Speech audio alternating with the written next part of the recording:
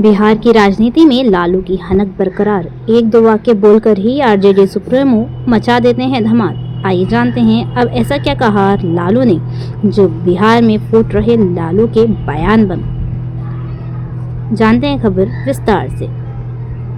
लालू यादव अब कम बोलते हैं, फिर भी उनके शब्दों की हनक और आवाज की खनक बरकरार है। लालू यादव किडनी ट्रांसप्लांट के बाद से ही कम बोलते रहे हैं। ऑन कैमरा महीने डेढ़ महीने में लालू यादव के सिर्फ 3 बयान आए। पहला बयान नए साल के पहले ही दिन आया। तब लालू यादव ने बिहार के सीएम और एनडीए के नेता नीतीश कुमार के लिए आरजेडी का दरवाजा खुला रखने की बात कहकर सियासी माहौल गरमा दिया। फिर एक एक बयान तेजस्वी यादव को 2025 में सीएम बनाने के लिए वोटों की अपील के रूप में आया। अब उनका तीसरा बयान सामने आया है। लालू के कुछ शब्दों या एक दो वाक्यों के बयान के बाद बिहार की सियासत में कयासों अटकलों का बाजार गर्म हो जाता है। लालू यादव संसदीय राजनीति से बाहर हैं। उम्र में वे 75 पार हैं। कई और व्यधियों में उन्हें घेर लिया है। आरजेडी के राष्ट्रीय अध्यक्ष तो हैं, लेकिन तमाम तरह के फैसलों का अधिकार अब अपने बेटे तेजस्वी को सौंप दिया है। इसके बावजूद लालू की राजनीति हनक बरकरार है। इस साल बीते डेढ़ महीने में लालू का तीसरा बयान आया तो इसके मायने निकाले जा रहे हैं। जब उन्होंने नीतीश के लिए आरजेडी का दरवाज़ा खोल दे रखने की बात कही थी, तब भी उसके मायने निकाले गए। तब ये चर्चा छिड़ी कि नीतीश कुमार फिर पलटी मार सकते हैं।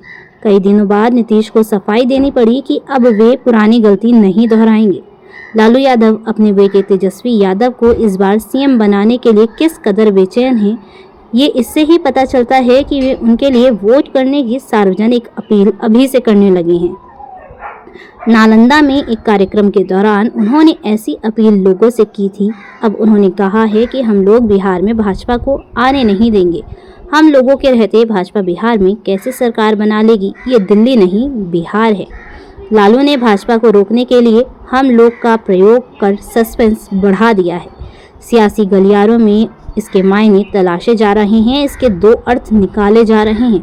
पहला ये कि महागठबंधन बिहार में भाजपा के हाथ सत्ता की बागडोर जाने से रोकने के लिए एकजुट है। दिल्ली में आम आदमी पार्टी के खिलाफ कांग्रेस की रणनीति से ये आशंका बढ़ गई है कि बिहार में भी कांग्रेस इसे दोहरा सकती है। अब तक इसके 3 संकेत मिले हैं। पहला कि राहुल गांधी ने महागठबंधन सरकार के जातीय सर्वेक्षण के उल्लेखनीय और ऐतिहासिक काम को फर्जी बता दिया। दूसरा, कांग्रेस ने विधानसभा चुनाव में 70 से कम सीटों पर नाम मानने की जिद ठान ली है।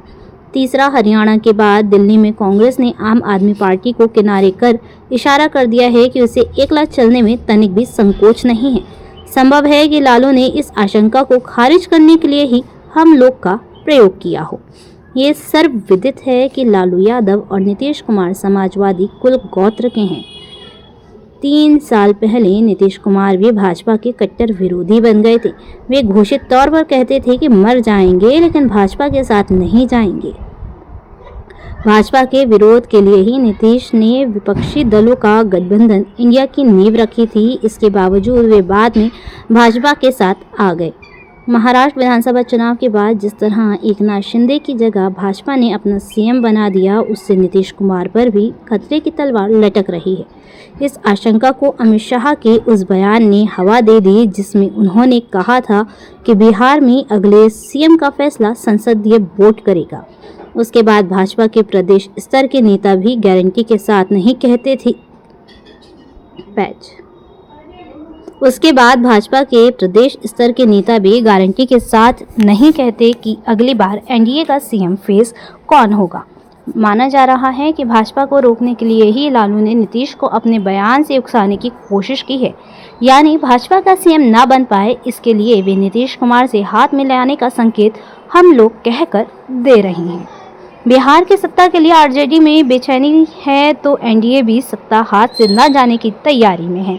विधानसभा चुनाव में एनडीए इस बार रिकॉर्ड तोड़ने के लक्ष्य साथ लेकर चल रही है। महागठबंधन भी सरकार बनाने की उम्मीद के साथ आगे बढ़ रहा है।